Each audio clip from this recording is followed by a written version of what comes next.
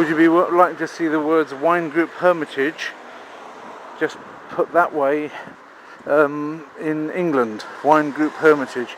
You'd probably hear something like, first of all, hermitage for wine is a little bit strange. I know that a hermitage is, a Russian term. It's like the Hermitage in St. Petersburg. It's sort of like a place where you sort of hermit yourself away from the rest of society and keep yourself to yourself, which is what you might do for wine, to keep it over a long period of time.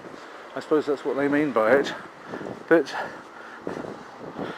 if you wanted it to sound real English, you'd actually call it something like heritage instead of hermitage.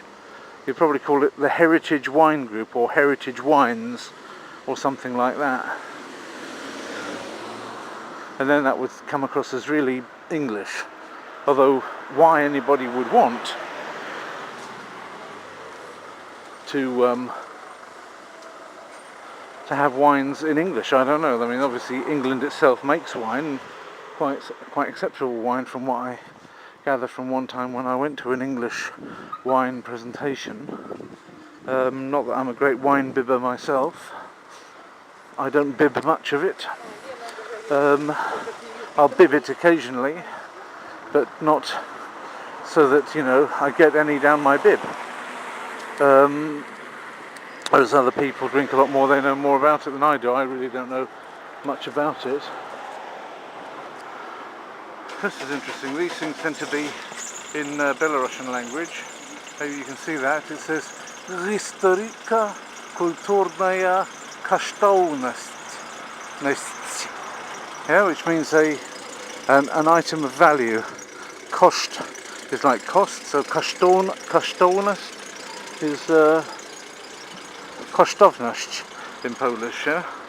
But they've Russified it, but still spelt it differently to the way it would be spelt in main Russian to reflect the accent of this part of the East Slavonic speaking world. And of course Belarusian, or Belarus as the term itself states, it's a kind of Russia.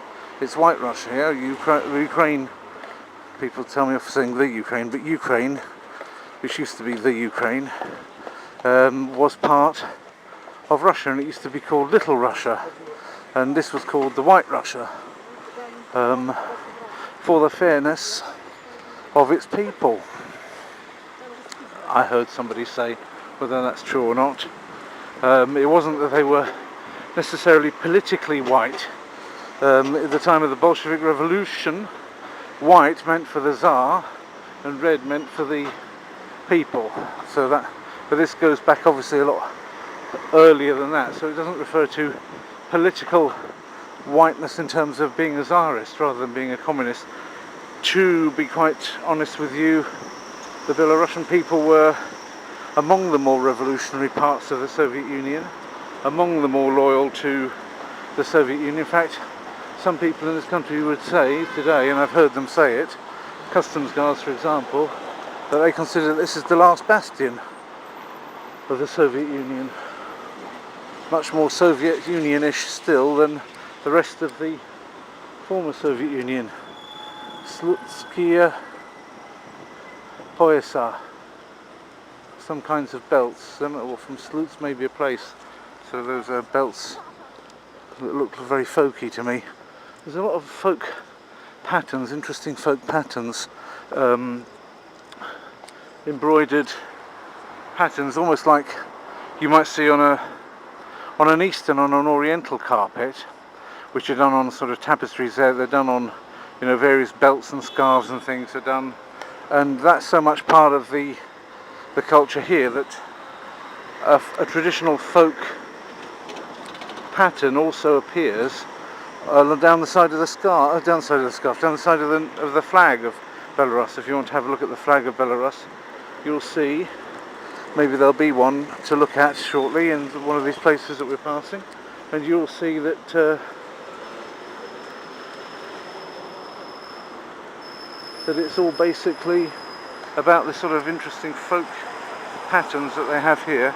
This is obviously some kind of a museum, but this is in Belarusian, so Pravoslavny Sviet, the Orthodox world.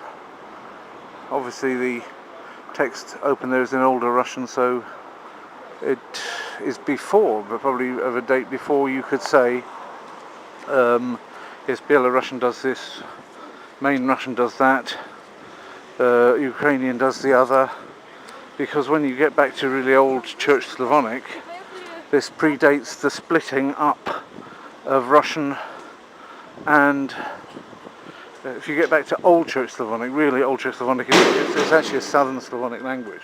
It's not even an East Slavonic language.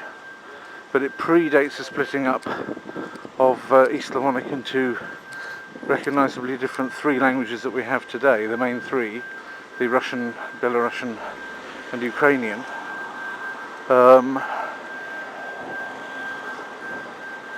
But Old Russian, things like Slova Apolko Igorevye, they refer as well to a time when, yes, you can see that you can already see dialectisms which put them in a part of the region which is not exactly Belorussia, therefore they're not Belarusian. There's Belavia's office. However,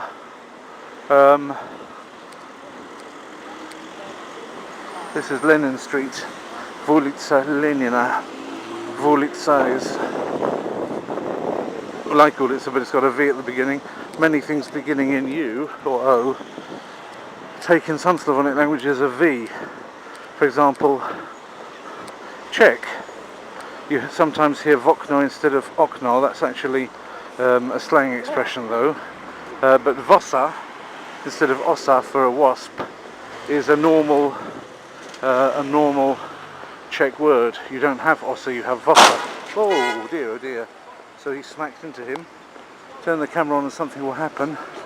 AH0785. And this guy, sometimes it can be quite useful to be filming 53790X7. So, are they calm? Well, they seem to be calm. Obviously the guy at fault is the guy that bashed into the back of this guy, because you can't exactly say that unless he was reversing, of course, but he didn't seem to be when obviously I didn't film that. I didn't film whether he was reversing or not, but clearly he's managed to deal him quite a blow.